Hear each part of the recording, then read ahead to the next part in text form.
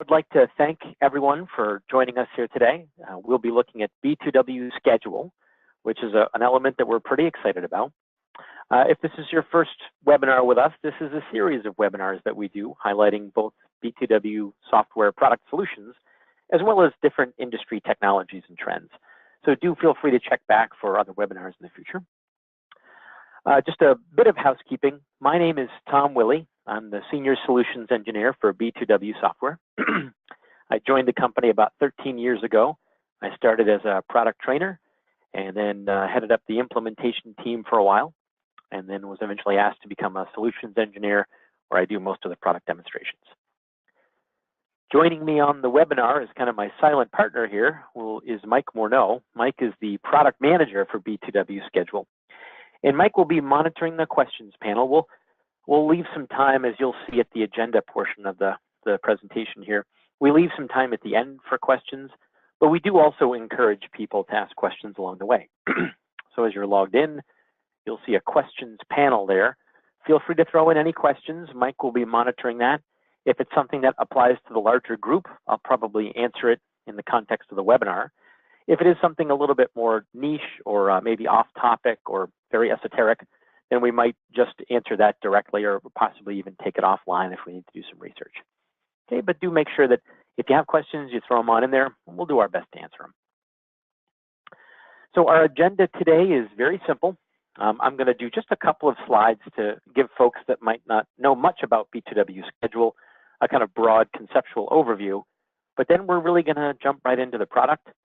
We have scheduled the webinar to last an hour, so the schedule is from 1 to 2, but we certainly won't take the full hour. The full demonstration takes about 30 minutes, so depending on questions, it might be a little bit more, a little bit less. But if you're like most of us and pressed for time, we will not take up your full hour. So we'll do the full demonstration, leaving time for questions at the end, but again, feel free to ask them along the way. So what is B2W Schedule? So Schedule is the resourcing and dispatching element of the overall B2W1 operational suite of products. So it's a product that helps you to coordinate resources in real time.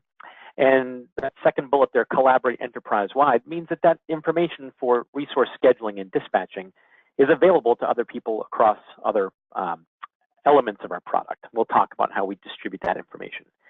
And the goal is to keep jobs on schedule and on budget. And we do that by allowing you to see what resources you have, schedule them to jobs, know what's coming up for assignments and requirements, and really efficiently manage your finite staff and finite equipment assets, and increase communication between the different parts of your company that are using our products. So how do we do that? B2W Schedule is these bullets here will cover most of the functionality that we'll look at as part of the demonstration. But its primary goal is resource scheduling.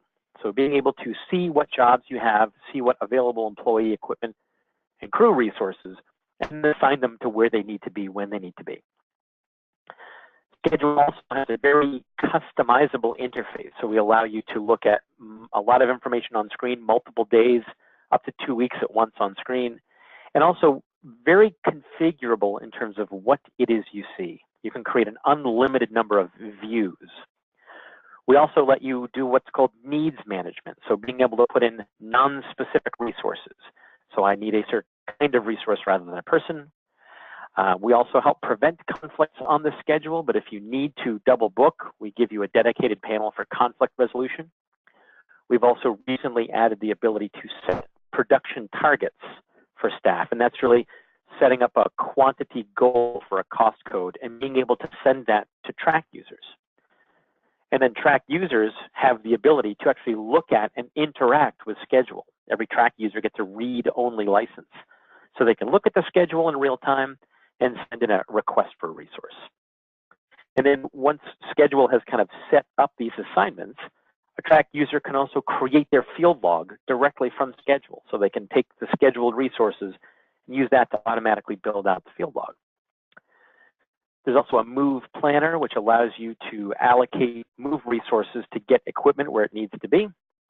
And then for those drivers that are accomplishing the moves, we can send out text and email-based alerts to those drivers to tell them what they've got going on. And then last but not least, There's also a location overview for a high-level summary of all locations for a single day. So those are a good portion of the things that you're going to see. What we'll do now is we'll just jump right into the demonstration. So I'm going to leave the world of PowerPoint here. And what you're looking at is essentially the home page of the operational suite of products. So we'll be spending almost all of our time here in Schedule, but just understand that Schedule is part of that one platform. And that includes other elements like B2W Track and B2W Maintain. And what's unique about our offering in the market is that all of those elements share a single SQL database. So when you add employees or equipment or jobs, you add them and modify them in a single place. And then all of the elements that you own can see and use that data. Also, as we go through, we'll show you how Schedule, Track, and Maintain share data with each other. So like we talked about, you can set up a schedule. Track users can pull that schedule to make their daily log.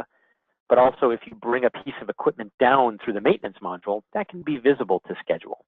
And Track users can also request resources from Schedule. So the three elements together really create a collaborative environment where different parts of the company and different parts of the enterprise can all share information with each other in real time.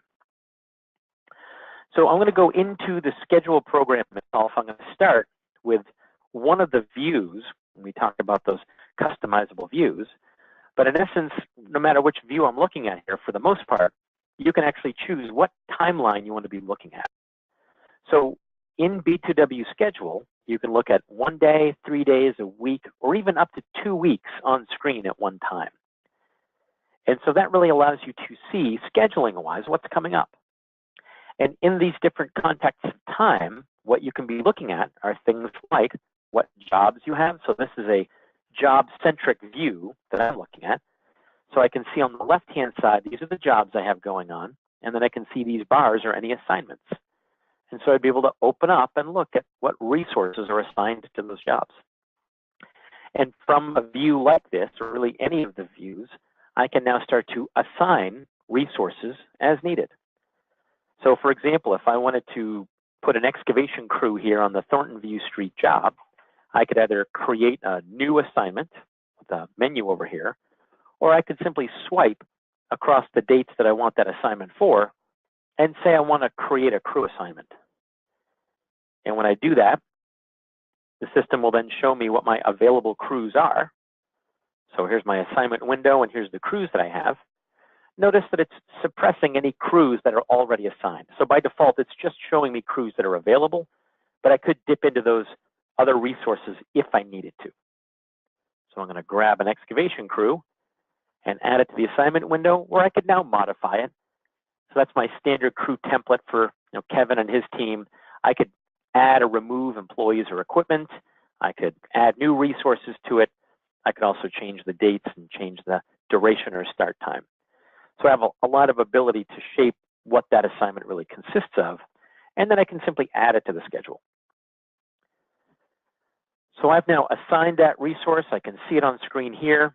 There's my excavation crew and the bar it's for. Now, not only can I see and create assignments over different periods of time, but I can also jump to any period forward and backward that I want to. So I'm looking at 2 weeks, but it could be any 2 weeks. So I could just jump to the next 2 weeks, where now I'm looking at November 22nd to the December 5th, but I could also jump as far forward or backward as I wanted to. So if I wanted to start scheduling jobs, out in 2020, I could do that if I wanted to, no problem. I could also go back and look at any assignments in the past to see where things were scheduled to be, and look at what my resource utilization was like back then. But I can also change the view itself, and this is another key element of the system. I'm looking at a job-centric view, but a lot of our clients like to look at things differently. So in some companies, they split up the functions of assigning manpower or employees as opposed to equipment. So I could just switch to a different view, where instead of looking at jobs and what resources it has, I could simply look at all my employees, and I'd be able to see who is currently assigned and what job they're assigned to, and who's available. And from a view like this, I could also start creating assignments if I wanted to. I could also put things other than just job assignments on here. You'll see this block here for vacation. So you can actually create what are called events, and they're user defined. We give you a few, but you can create different kinds of events, like if they're in training or sick or injured or air travel, so that you'll be able to record other capabilities in the system to let you know that that person is engaged, even if they're not necessarily on a job. In these views, we also give you a lot of filtering and grouping capabilities. So one of the other things that our system can do for these employees, you could also create an unlimited number of user-defined certifications. So let's say I'm looking at my list of employees, and I wanted to find just employees that might have hazmat or safety certification.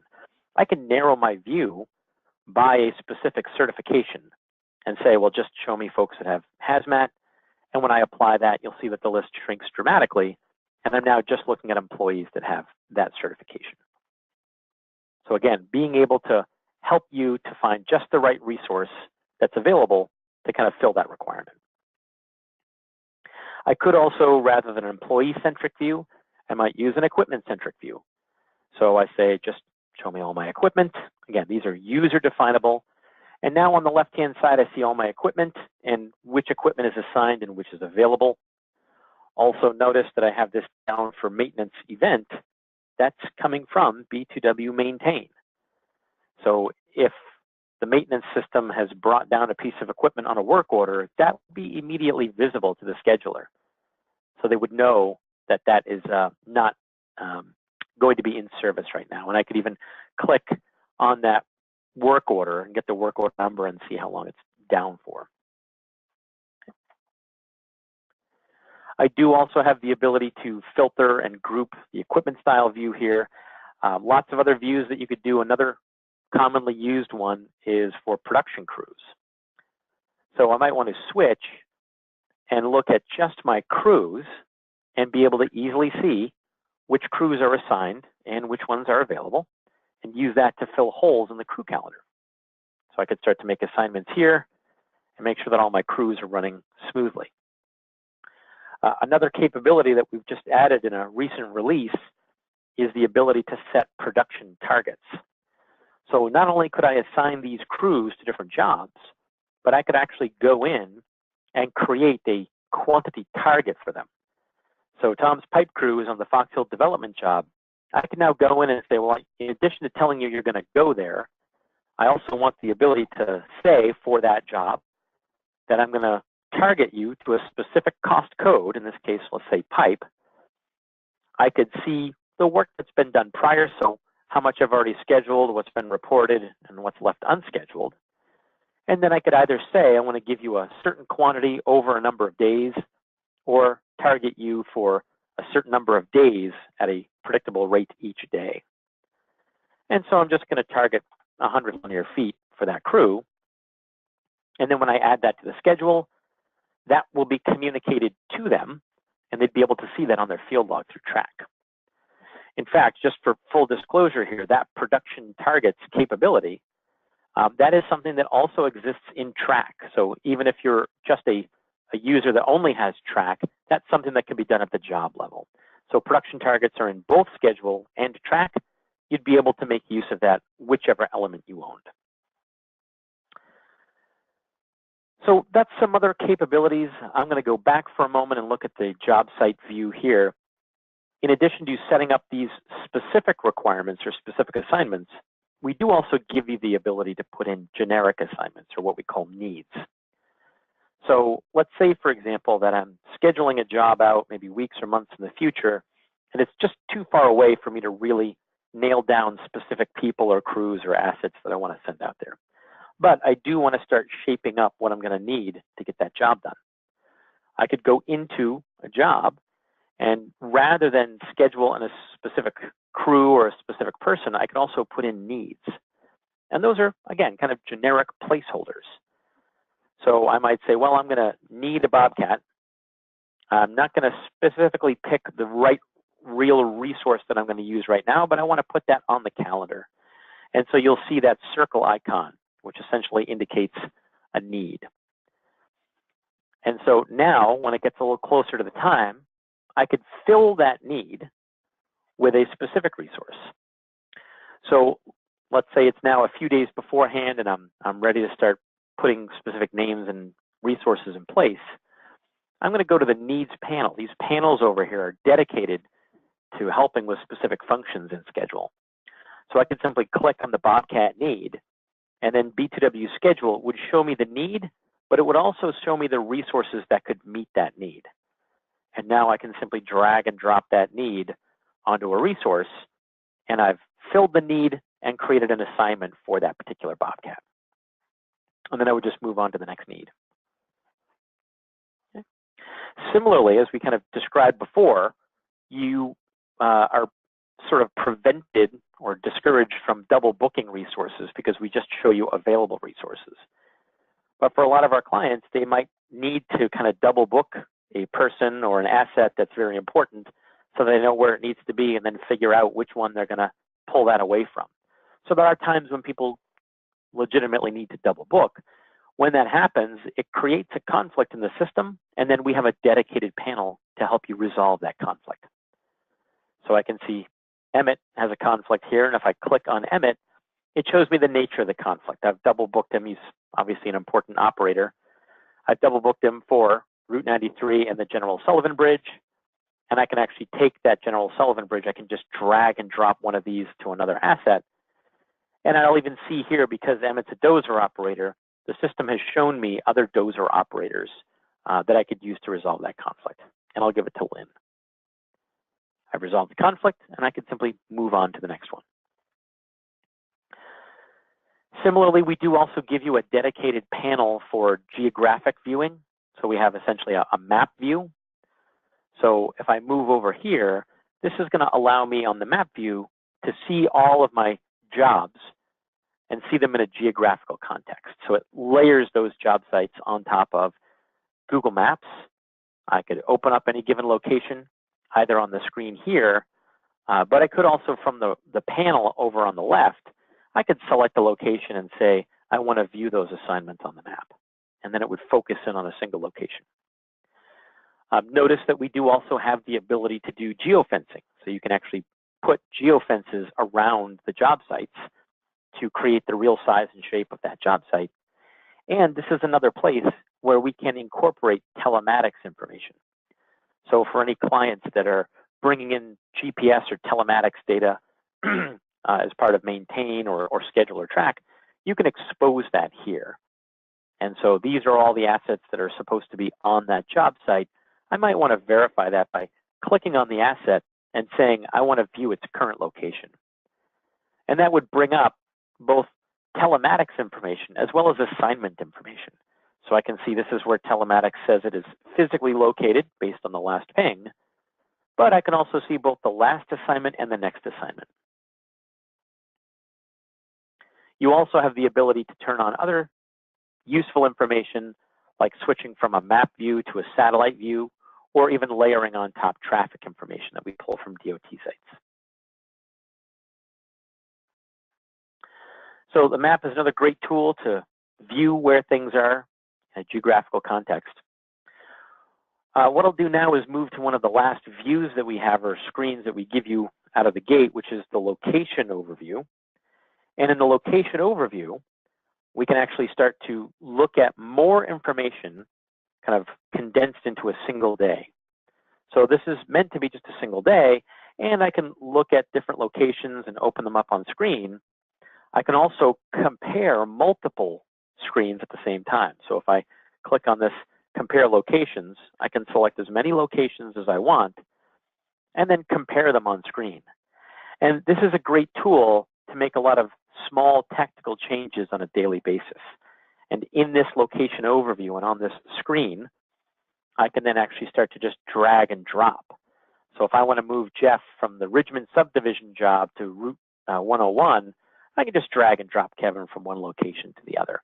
And he's now reassigned, and any other screens would reflect that change as well. I can also drag and drop entire crews if I want to, and I could even relocate all the resources or just grab certain resources from a job site and push it somewhere else. So very fast ability to just drag and drop, nip and tuck, and make some minor changes. The last view here, I'm going to take a step back to show you that move planner. If we go back to one of the original things that I had done here on the job sites and places, I'll take the map view off. So I had created that assignment for Thornton View Street here. If I open up that assignment, one of the things you'll see is that there's extra icons here, and that is essentially a move request. So you can tell the system if equipment is not capable of moving itself, if it requires a move. And so when I assign equipment to go from one place to the other, schedule will tell me, hey, you need a move in order to achieve that. So you're going to need additional resources. So we keep track of those move assignments, move requests, and we give you a dedicated panel through what's called the Move Planner. And the Move Planner will essentially let you see all of your assets that need moving. So these are the move requests. And then these are your move crews. Now, move crews can be either owned, so your own internal crews, or they can also be subcontracted.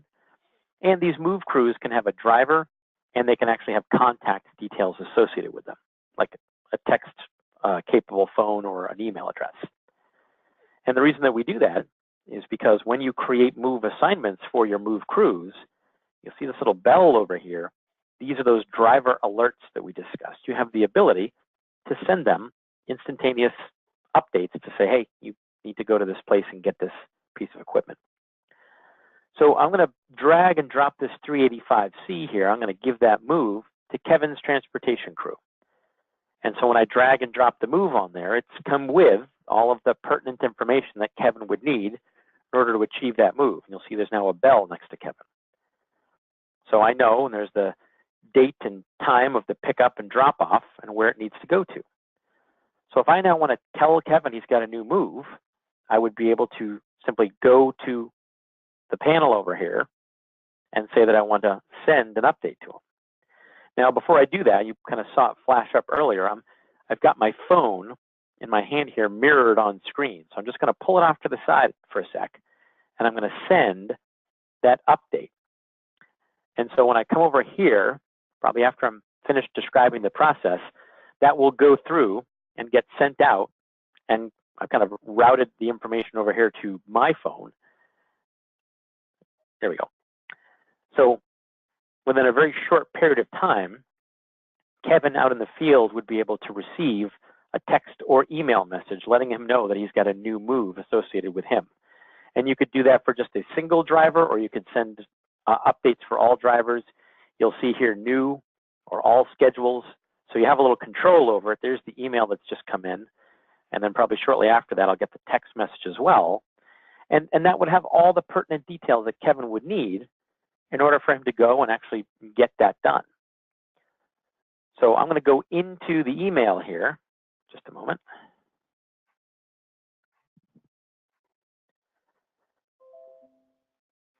There's my alert, and you'll see as part of that alert, it's got the addresses of where I'm going here. I can see here the site supervisor.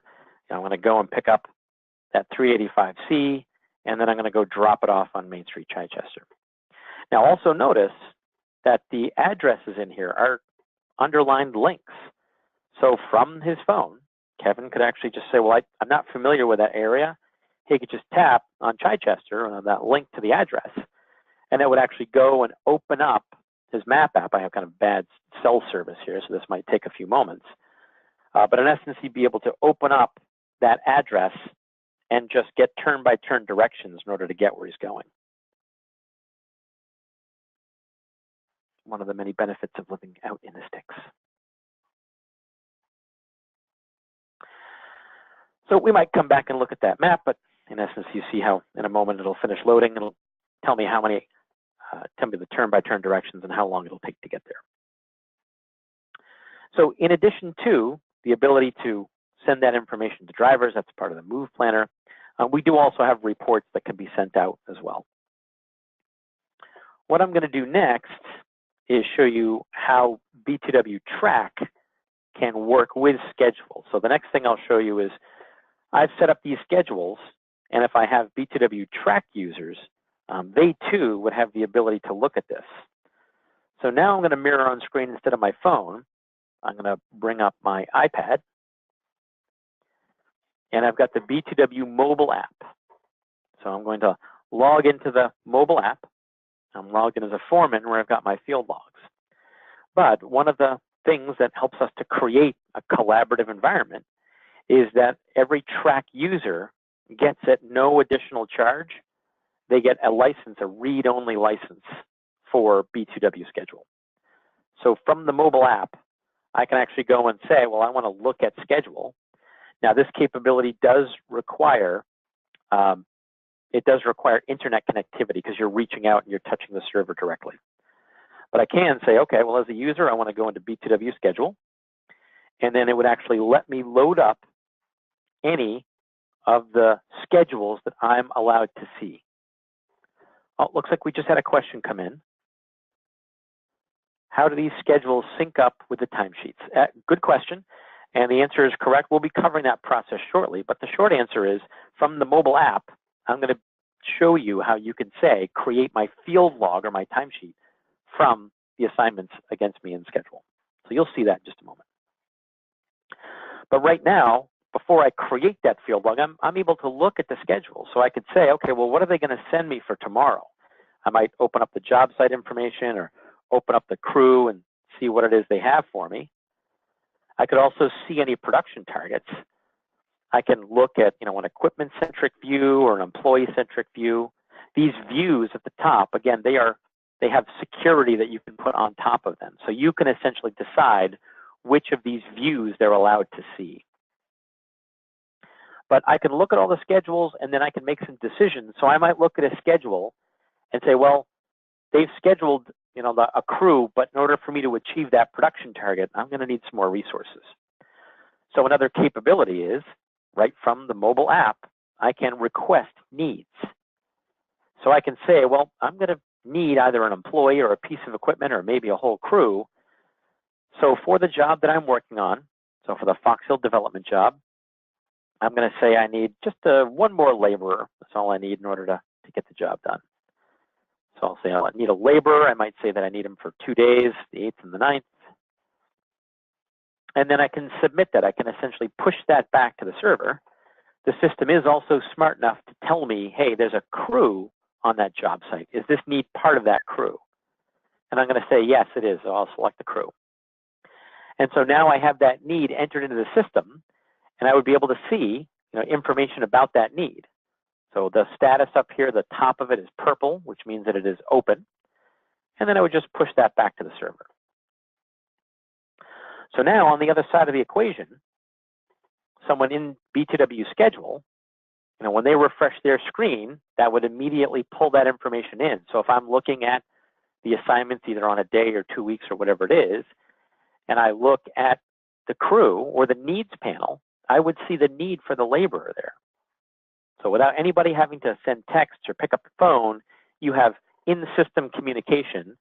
I would then go to the needs panel and use that ability to say, okay, well, I'm going to go to that laborer need. The system would then show me all the laborers that I have. I'll drag and drop that onto somebody like Bill Walker. And I've now assigned that resource to fill that need. And on the other side of the equation, the user in the field, when they sync their data to the tablet, their need would then turn green and they would see the status as assigned, and they would even be able to see it's assigned to Bill Walker. So the more direct answer to the question that was asked, how do these schedules sync up with timesheets? When a user goes to create a field log, they have a number of options. They can make a blank field log. They could copy entirely from B2W schedule. But even if they want to copy some elements of their last field log, they would still have the option of copying information from schedule. So things like what jobs are assigned to me. If I want to bring down those production targets. If I want to bring down or copy the employees or the equipment. So when I now create the field log, it's going to leverage those assignments that B2W schedule made.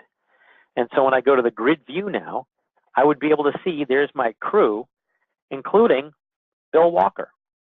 So because I put Bill Walker on the schedule, he now shows up on the field log or the timesheet, ready to have his time put against him. And I can also see that production target of 100 feet. That's what I'm aiming for, and then I can put in what it was that I did for today. So a real dynamic, collaborative environment where the track user can talk to and look at what's going on in schedule and then benefit from that information. And then once that field log has been filled out, a user would be able to go and look at the job level and see how they're comparing against some of those production targets. And again, if you're a track owner, if you own the track element, you can do the same thing I'm about to show you, but inside the job itself, when you go and look inside the job, there's now additional capabilities that have been turned on specifically for production targets. So I'm going to click on this Fox Hill development job that we've been working on, and we'll be able to see, inside that job, some of the usual areas that folks are used to, which are like the production targets and the tracking accounts, as well as the estimate items. But there's an entire dedicated tab now to production targets. And so I can go into that tab and look at any of the cost codes that I've targeted and see the history of both the targets as well as the actual performance. So if I go and look at, 2400 pipe, I'll be able to see some of my targets in the past. And if I go back a little ways here, I'd be able to see, for a different period of time, I can see both the targets that I set and what I actually achieved through field logs.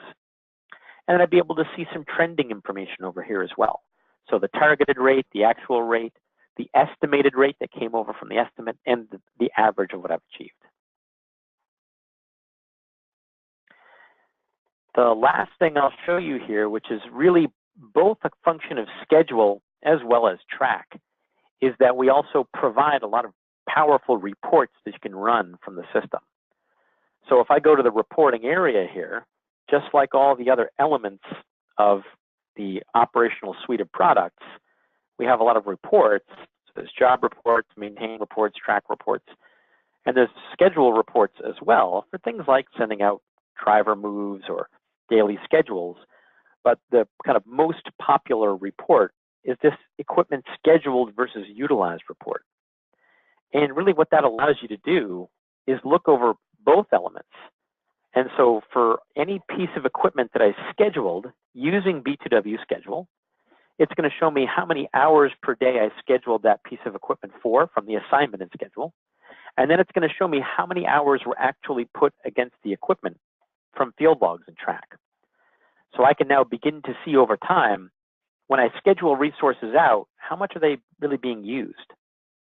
So I can see here my CAT 329, I scheduled it for 10 hours a day, for Monday, Tuesday, Wednesday, all the way through Sunday. And it looks like it was used 8 hours on Monday and then 10 on Tuesday, Wednesday, Thursday. And again, those are hours that were put against the equipment through field logs and track. So I feel pretty good that equipment is being used. But if I look at this dozer down here, I can see that while I scheduled it in B2W schedule, that equipment hasn't been used or no hours were put against it. That could either mean that somebody requested it and didn't really need it, in which case I can bring that piece of equipment back and reduce my rentals by one, or it might mean that they are using it, but they're not actually costing it against the job, and that's a different problem I need to solve. So that's a pretty good overview of the schedule program. We've gone a little bit over the 30 minutes, but what I'm going to do at this stage is turn the floor over to folks if they have any questions. If folks are coming up with any questions, now would be a good time to add them before we end the webinar.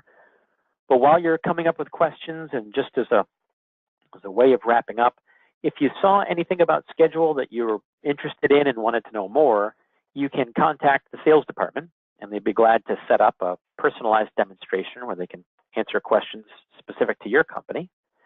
If you either own schedule or maybe you're in the process of implementing it and you saw something you didn't know was there, you could also contact the support department and get more information about features or user support. And just as a reminder, for any folks who maybe had colleagues that wanted to attend and weren't able to, we do record these webinars, And so the recording will be made available on our website. For anyone that had registered for the webinar, you will receive an email that gives you a link to the recorded session. Looks like we'd have one last question that came in. When selecting a crew, is there a way to see the members assigned to the crew before selecting them?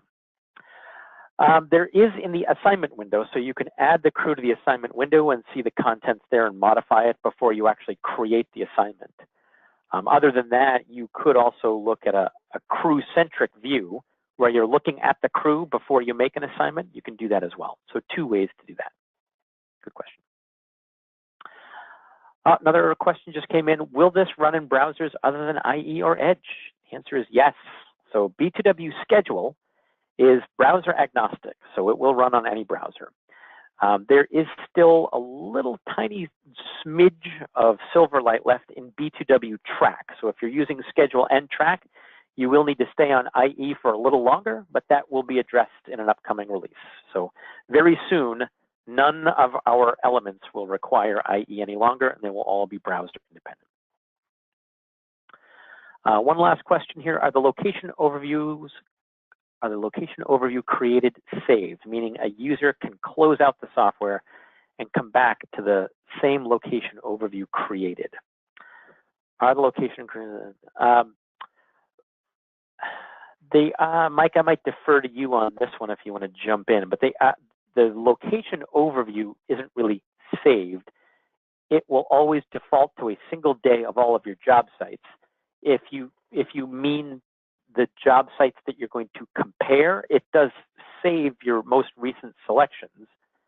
So if I go back and look at the location overview, if I go into this screen here and I bring up my compare, it does save those as my most recent ones. And this view itself is in essence saved in that it always brings up the same view.